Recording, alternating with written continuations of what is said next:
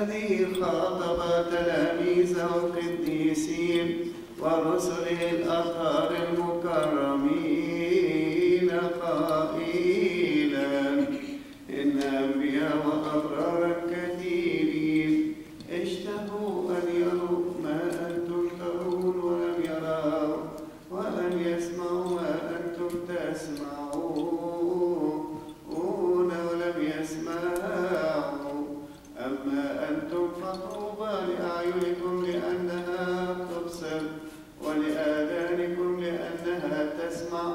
فلنستحق أن نسمع ونعمل بأناجيلك المقدسة بترباط قديسي.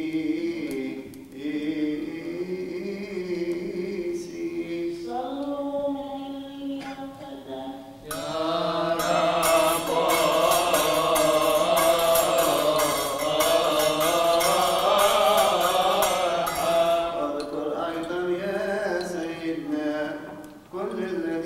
أمرونا وأوصونا أن نذكرهم في سؤالاتنا وتضرعاتنا التي رفعوها إليك أيها الرب إلهنا. الذين سبقوا فرقدوا يا رب ريحهم، مرضى شعبك اشفيهم، لأنك أنت هو حياتنا كلنا ورجاؤنا كلنا، خلاصنا كلنا، شفاؤنا كلنا، وقيامتنا كلنا.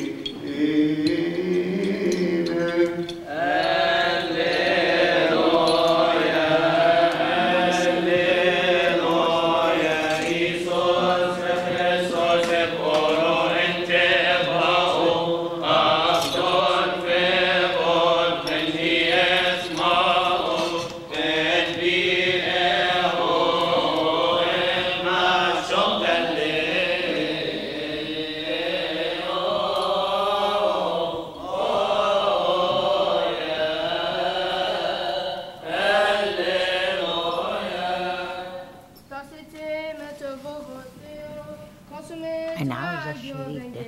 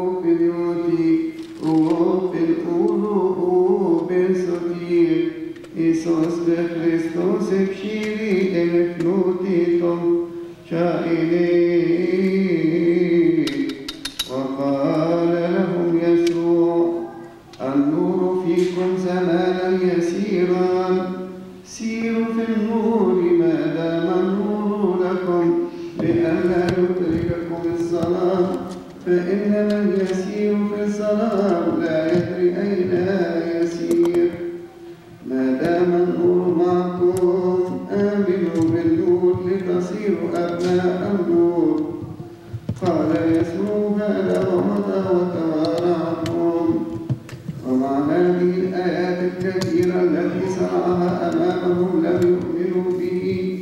ليتم كلام أشعياء النبي الذي قال: يا رب من صدق خبرنا ومن قال نزلها الرب لماذا لم يكونوا يقدروا أن يؤمنوا لأن أشعياء قال أيضا: فمصالونهم وفرق قلوبهم لئلا يبصروا بعيونهم ويفهموا بقلوبهم ويرجعوا إلي فأشفيهم.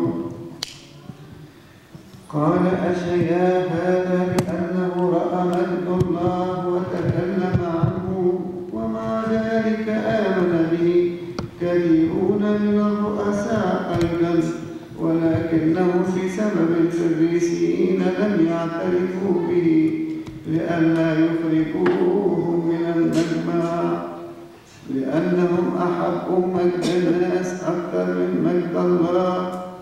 فصاح يسوع وقال: من يؤمن بي فليس بي يؤمن، بل آمن بالذي أرسلني، ومن يراني فقد رأى الذي أرسلني.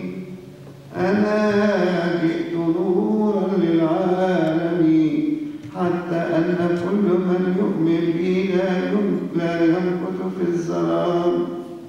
ومن يسمع كلامي ولا يحفظه فأنا لا أدينه، لأني ما جئت لأدين العالم بل لأخلص العالم.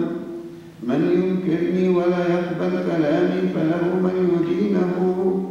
الكلام الذي تكلمت به هو يدينه في اليوم الأخير، لأني لم أتكلم من نفسي وحدي، بل الآب الذي أرسلني هو الذي أعطاني وصية ماذا أقول وماذا أتكلم، وأعلم أن وصيته هي حياة أبدية.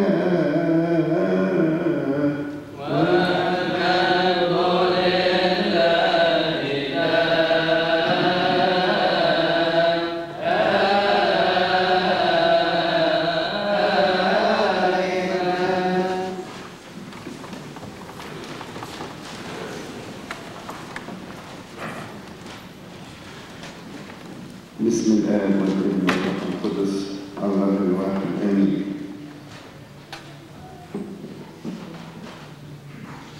قوتي وتسبحتي هو الرب وصار لي خلاصا، صوت التهليل والخلاص من مساكن الأبرار.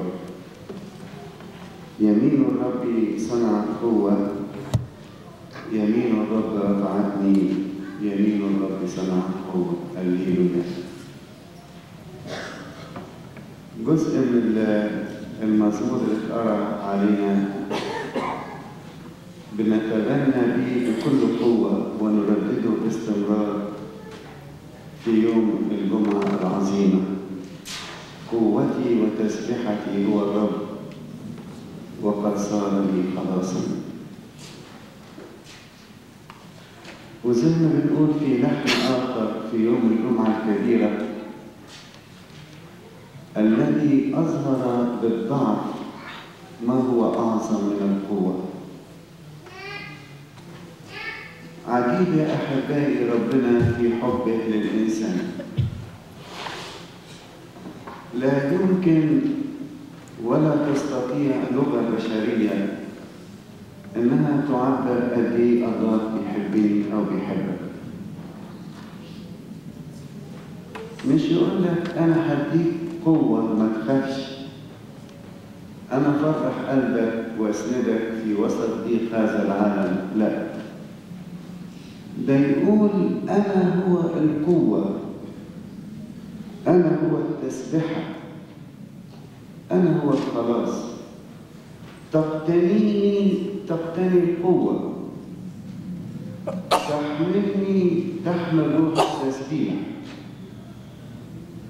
ترتبط بيا، ترتبط بالخلاص. ولذلك النفس البشرية اللي تدوق ربنا دايما تقول من أعماقها بالداخل: قوتي وتسبحتي هو الرب وقد صار لي خلاصا. ربنا أحبائي لم يخلقك في هذا العالم لكي تعيش في ضعف، مش ممكن.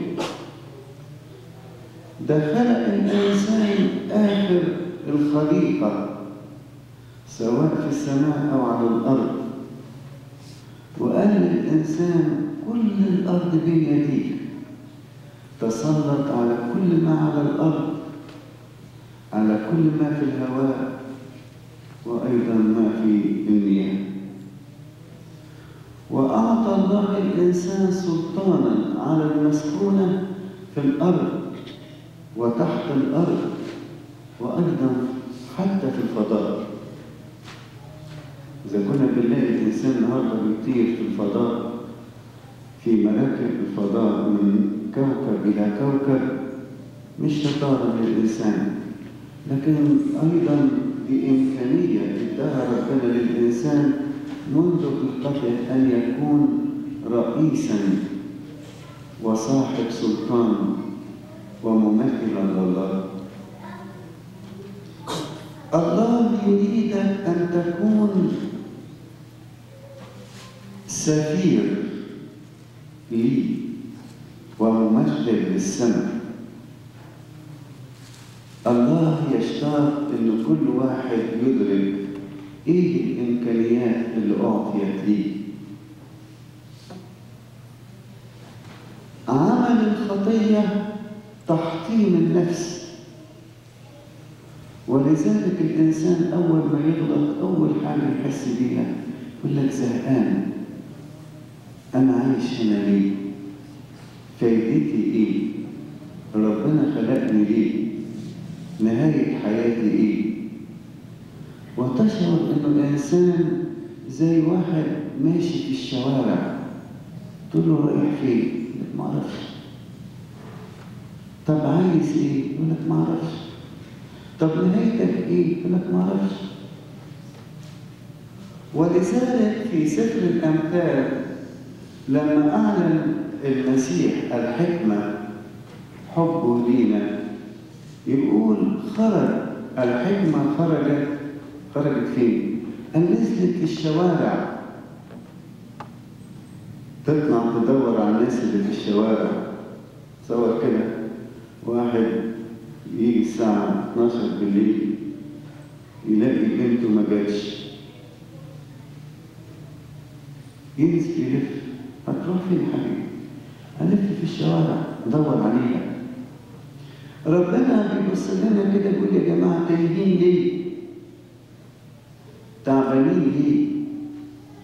زهقانين من العالم ليه؟ ليه حاسين بالفشل؟ أنا بالنسبة ليكم أنا هو القوة، أنا هو التسبحة، أنا هو الخلاص. من يقتنيني يحمل صوت التهليل والخلاص، يمين الرب صنعت قوة.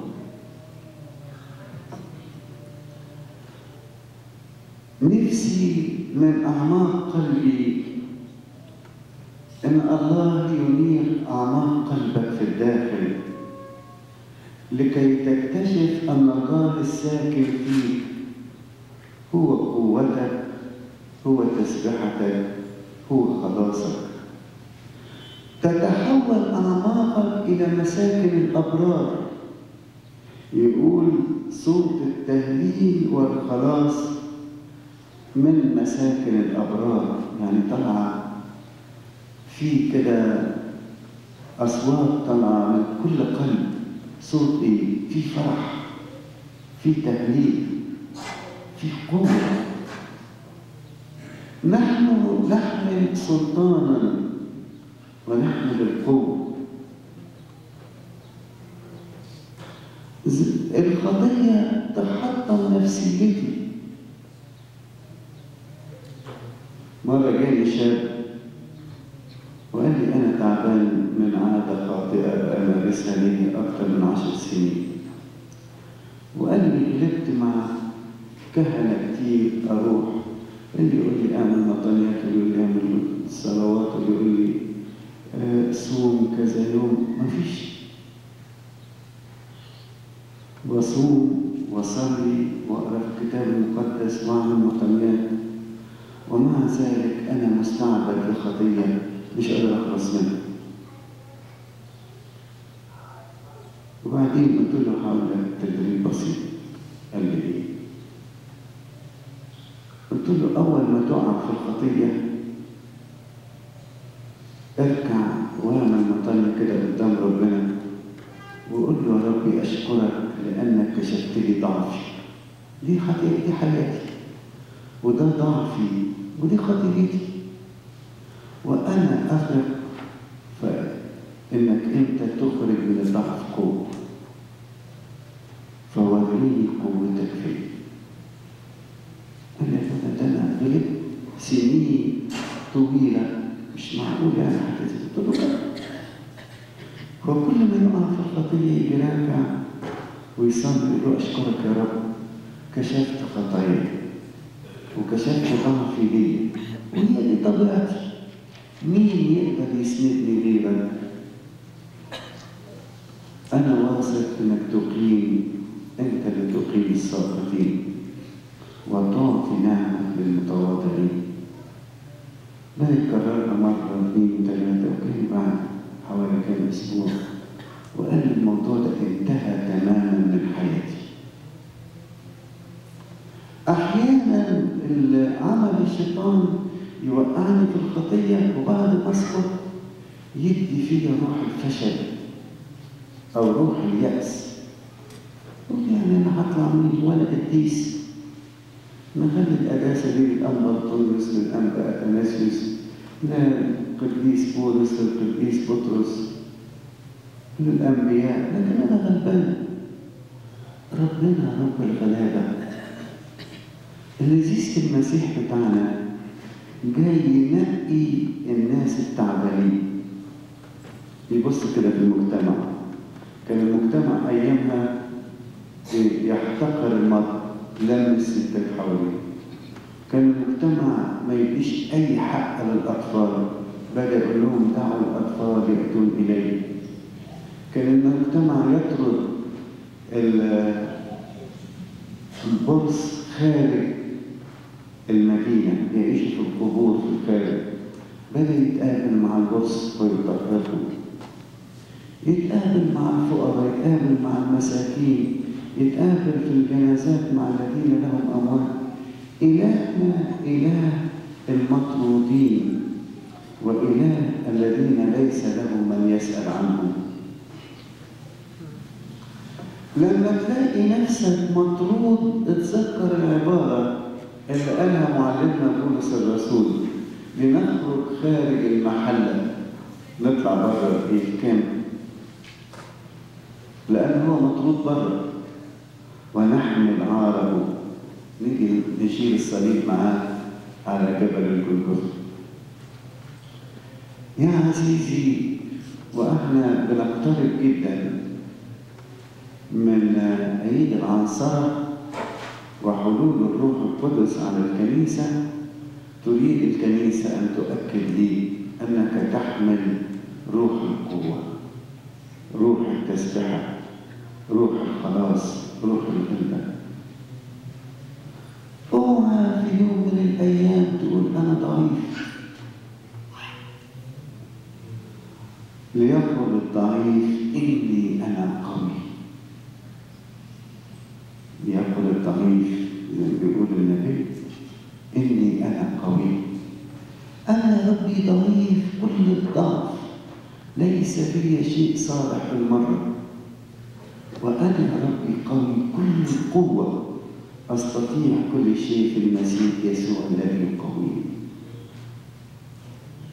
خلي أغنيتك النهاردة وبكرة لغاية عيد العنصرة، لا، لغاية آخر نسمة في حياتك، حتى ولو كنت في شيء خفتك، خلي أغنيتك قوتي وتسبحتي هو الرب قد صبر لي خلاصا. هذه التسبيحة أيضا تغنى بها أشعياء النبي نفس الكلمات، لأن أشعياء مرة بس كده قال يا رب أروح فين؟ أنا إنسان نجس الشفتين وساكن بين ناس نجس شفاههم نجسة. فأمسك أمر الرب أن أحد الشاروبين يمسك بملقط مجمرة ويضعها في فمه فتقدس فمه. شفتين التعبانين دول بس ربنا يدخل جواهم يقول هانذا، يقول لموسى أكون معك، ويقول له أكون في فمك. إيه ده؟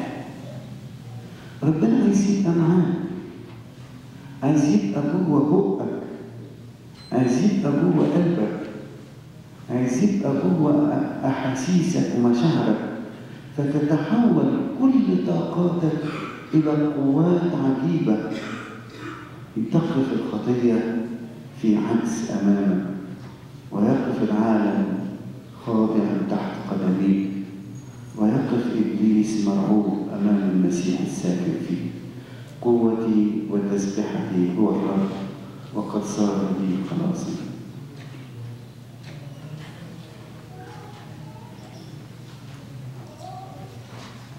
القديس أوغسطينوس كان يقف كتير قدام ربنا يقول له يا رب بصراحة أنا ما أكذبش عليك، نفسي أعيش طاهر لكن بلاش الليلات لأن نبقي معاك، فأرجو تخلي الطهارة بكرة.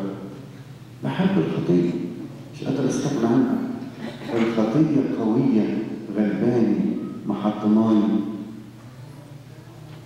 لما اتقابل مع ربنا وأدرك إمكانيات ربنا فيه بص كده قال لي يا ملك الوصيل، ربنا رفعني على الجبال المقدسة، طلعت فوق عليت وبعدين يا وصيل قالوا بقيت عالم صغير جدا وتافه تحت رجلي. طول ما انت حامل روح الرب يرفعك إلى السماوات على الجبال المقدسة، إلى صهيون العليا القائمة على الجبال المقدسة. وبعدين تبص كده لسفح الجبل وتقول ياه دي الخطية اللي كانت بتغلبني، ده العالم اللي كان بيغريني، ده